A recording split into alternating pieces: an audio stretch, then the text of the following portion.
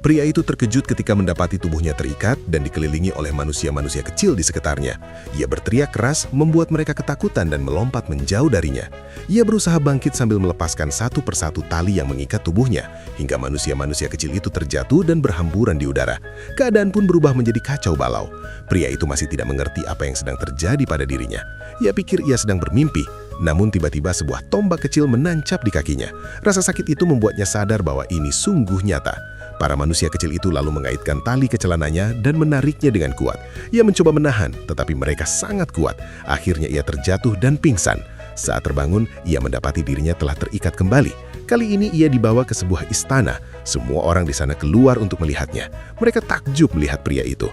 Raja, yang mengira ia adalah monster, memerintahkan agar ia dikurung di dalam gua. Setelah itu, pria tersebut dipaksa bekerja.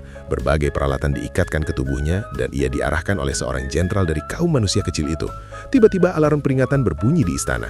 Sang jenderal panik, segera melepaskan peralatan dari tubuhnya dan memerintahkannya untuk segera menuju istana. Setibanya di sana, ia melihat Tuan Putri sedang diculik oleh sekelompok musuh. Tanpa ragu, ia mengulurkan jari-jarinya, mengambil para penculik satu persatu, lalu melemparkan mereka ke dalam kolam. Selanjutnya, ia membawa Tuan Putri ke tempat yang aman. Semua orang mengira masalah sudah selesai. Namun alarm di istana kembali berbunyi. Istana raja terbakar. Pria itu segera datang untuk menyelamatkan sang raja, tetapi tangannya kepanasan ketika menyentuh api. Saat semua orang mulai putus asa, ia mendapat ide yang tak terduga. Ia melepas celananya dan memadamkan api dengan air pipisnya. Api pun akhirnya berhasil dipadamkan. Raja pun selamat dan menganggap pria itu sebagai pahlawan. Sebagai tanda terima kasih, raja mengadakan pesta besar, membangun rumah megah untuknya, bahkan mengirim para prajurit untuk membuatkan kopi khusus baginya.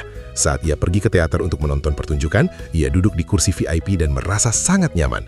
Suatu hari, alarm istana kembali berbunyi. Musuh datang menyerang lagi. Jenderal meminta pria itu untuk menghadapi mereka. Ia menatap ke laut dan melihat banyaknya kapal musuh yang mendekat.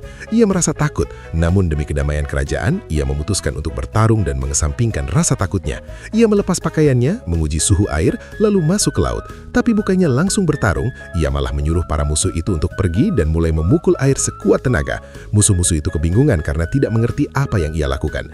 Ternyata ia sedang berpura-pura bertarung, mencoba mendamaikan sang raja dengan para musuh tersebut.